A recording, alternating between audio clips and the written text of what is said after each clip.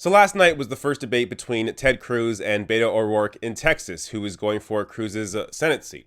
Now, this debate was good. It was largely entertaining. The Beto O'Rourke isn't the perfect candidate. He definitely has some issues, but I mean, compared to Ted Cruz, there is just no comparison. But I don't want to get too much into the back and forth in the debate. You can go and watch the full debate online. It's on YouTube somewhere.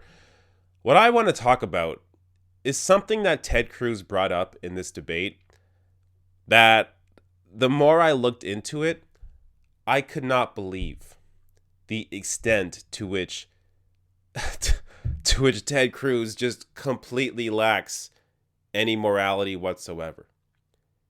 He is an actual terrible person. And I know I'm not saying anything crazy. People have sort of gotten that from Ted Cruz already. But no. You don't know. You don't know. So it starts with this clip. And the research I did into this really shows you how disgusting it is. So Ted Cruz, as I'm about to show you, uses his sister's death to try and make a point about why drugs shouldn't be legalized. Watch. And Grover, let me point out, he didn't dispute that as 9 years ago, as an elected member of the El Paso City Council, he introduced and advocated for energetically debating ending the prohibition on all narcotics, on everything. He says he doesn't agree with that now, but that was only 9 years ago. And I'll tell you, when it comes to this is an issue that's personal to me. My older sister, Miriam, died of a drug overdose. People all across the state of Texas, 70,000 people a year are dying of drug overdoses in this country. We have an opioid crisis. And I think talking about legalizing all narcotics, I think that is profoundly dangerous, and it doesn't represent the interest of Texans. Okay. Let's break this down. So first, just the fake emotion. Oh, this is an issue that's personal to me. My older sister, she died of a drug overdose. Oh my God. I mean, the guy is so fake. He is so fake that anybody can buy that phony pause, that phony emotion just blows my mind. He is so fake. But let's put that aside.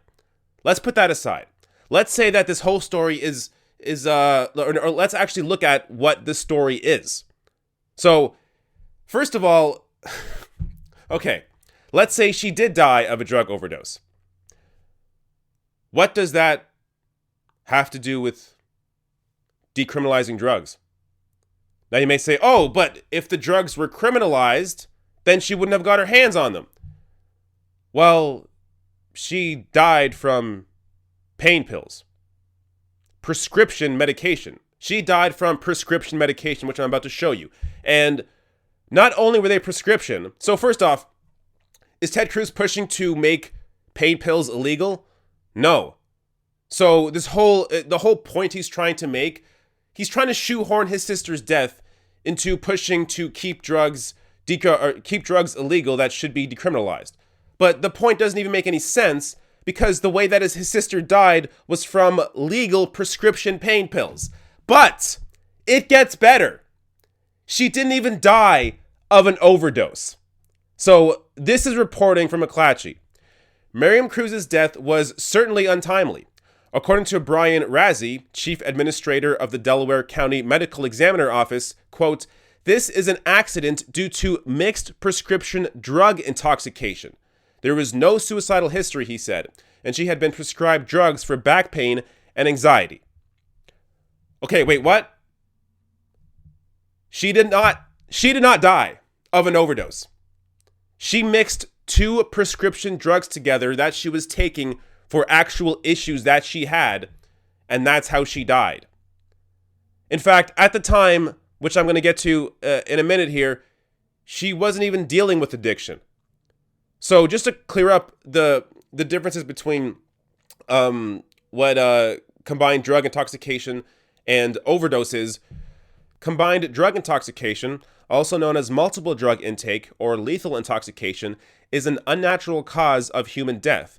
CDI is often confused with drug overdose, but it is a different phenomenon.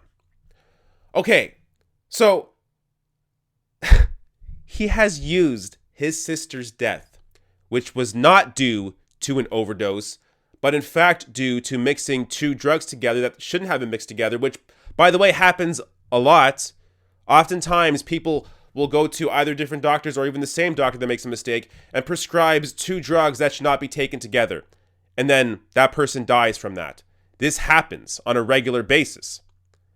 Now, so I can't even, it's so hard for me to understand how somebody can use their sister's death to try and forward themselves in a fucking debate.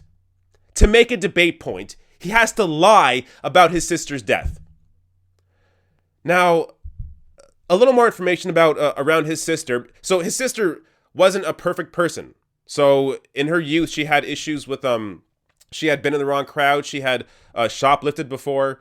She had used drugs, but she had improved at the time of her death. So here's more around that.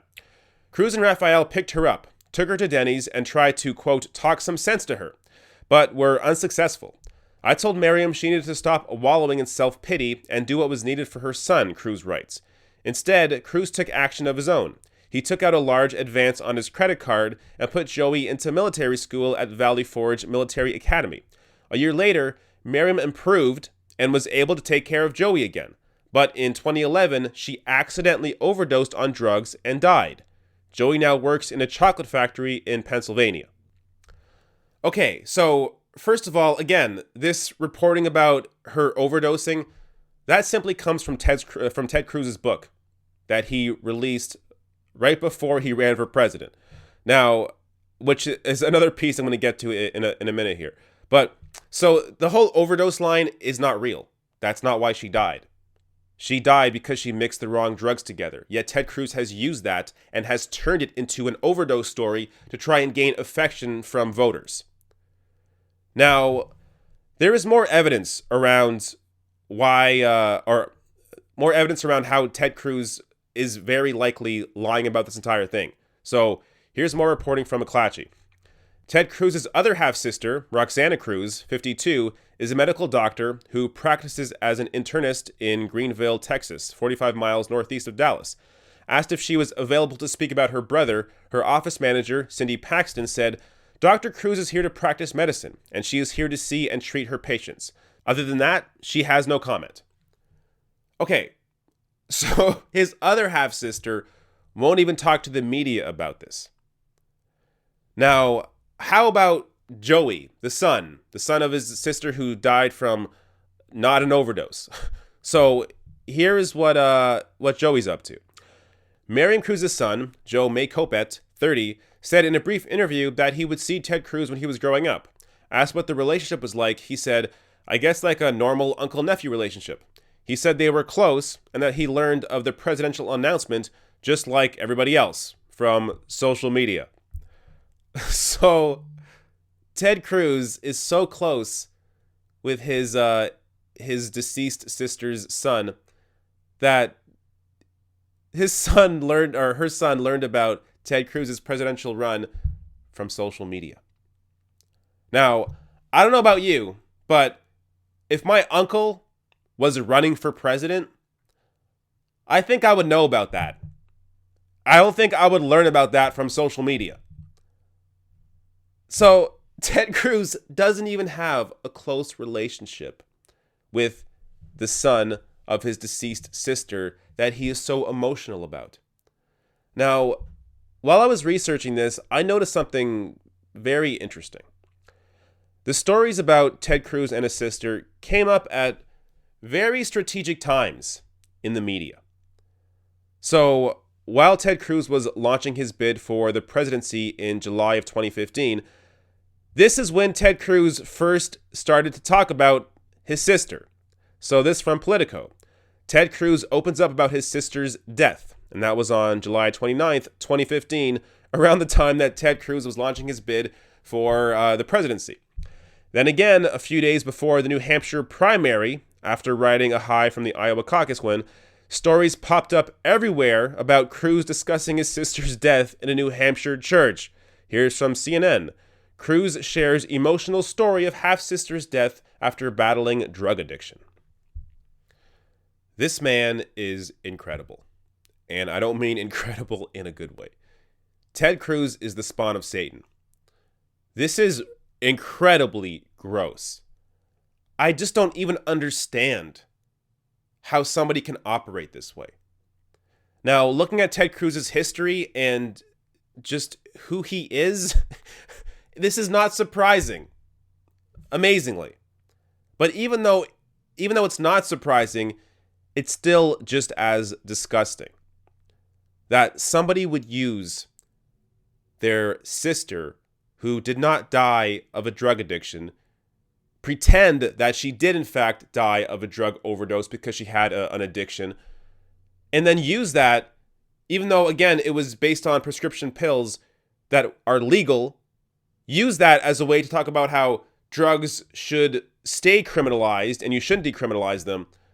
Just the whole thing. There are so many layers of bullshit to this that it hurts my head. Now, to get to the policy here, the actual solution to ridding societies of drug addiction is, in fact, decriminalization. We have seen this in practice in Portugal. So I did a reporting on this about 9 months ago. I'll link to the video maybe above now, so you can click on that and watch that full story. But just to give you, one example. So The Guardian covered this. This is from a few months ago. Portugal's radical drugs policy is working. Why hasn't the world copied it? Since it decriminalized all drugs in 2001, Portugal has seen dramatic drops in overdoses, HIV infection, and drug-related crime. So I'll also link to this article below my video if you want to read that full story. But there is lots of reporting on this. Portugal has found the solution.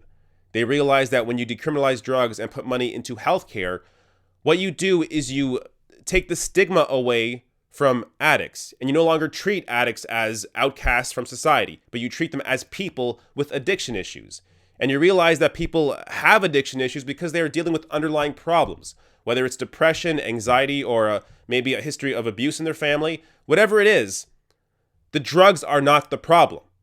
So you have to understand that you need money. You need to put money into healthcare and treat these people that have addiction issues as simply people that need to be treated with healthcare. So, again, Ted Cruz is a gross human being. This is just one example of how he twists facts and in this case, actually uses the death of his sister to score a debate point. Fucking disgusting.